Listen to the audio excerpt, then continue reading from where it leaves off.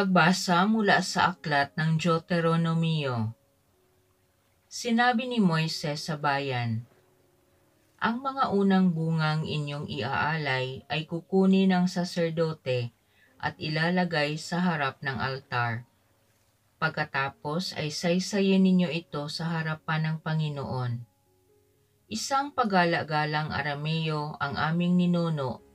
Maliit ang kanyang sambahayan nang magpunta sila sa Ehipto upang doon makipamayan. Ngunit dumating ang panahon na ang angkan niya ay naging malaki at makapangyarihang bansa.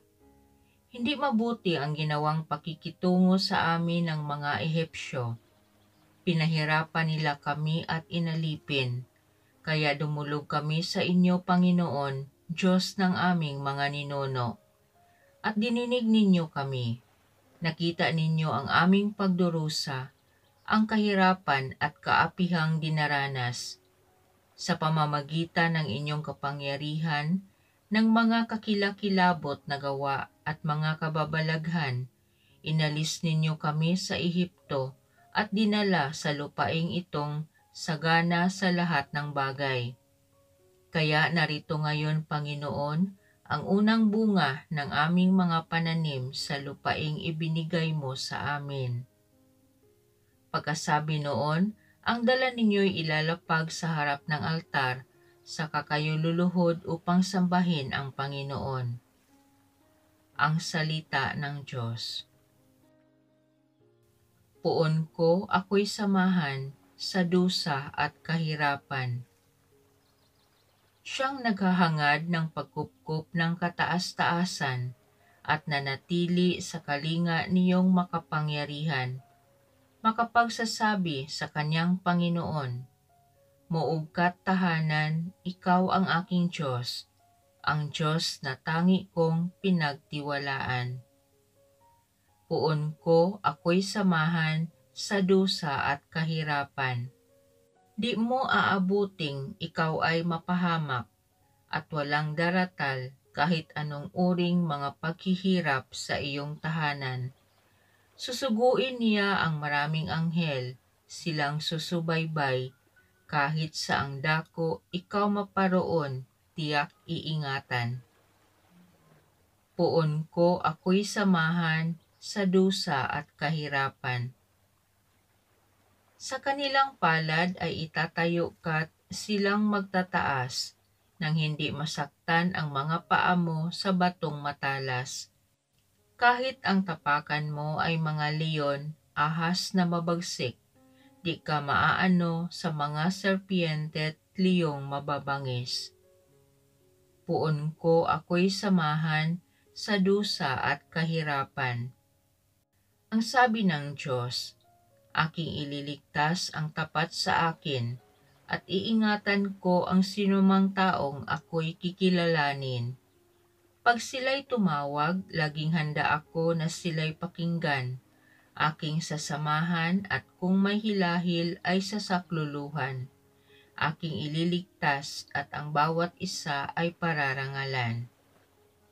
Puon ko ako'y samahan sa dusa at kahirapan.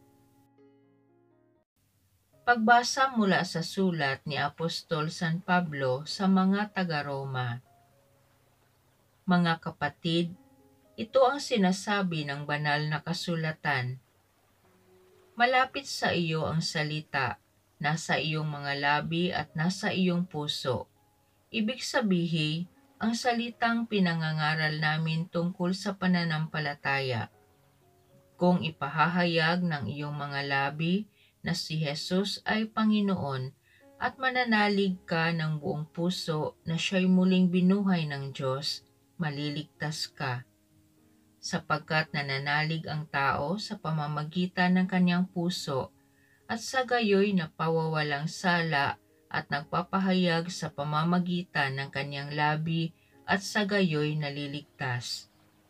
Sinasabi ng kasulatan, "Hindi mabibigo ang sinumang nananalig sa kanya." Walang pagkakaiba ang katayuan ng Hudeo at ng Griego.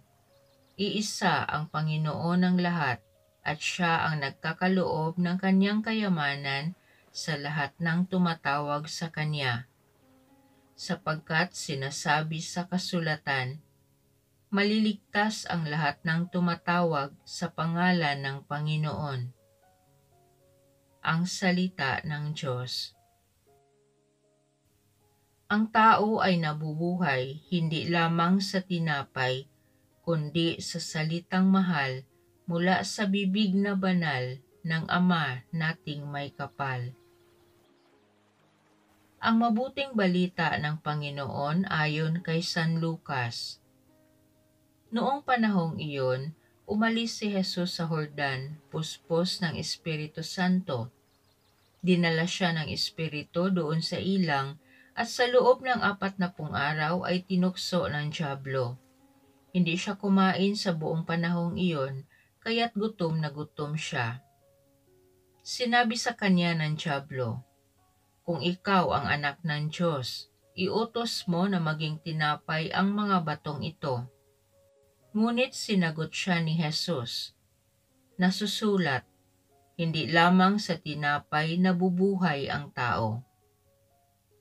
Dinala siya ng dyablo sa isang napakataas na lugar at sa isang saglit ay ipinakita sa kanya ang lahat ng kaharian ng sanlibutan. "Ibibigay ko sa iyo ang lahat ng kapangyarihan at kadakilaan ng mga kahariang ito," wika ng dyablo. "Ipinagkaloob ito sa akin at maibibigay ko sa kanino mang ibigin ko. Kaya't kung ako'y sasambahin mo, magiging iyong lahat ito." Sumagot si Jesus, "Nasusulat, ang iyong Diyos at Panginoon ang sasambahin mo, at siya lamang ang iyong paglilingkuran."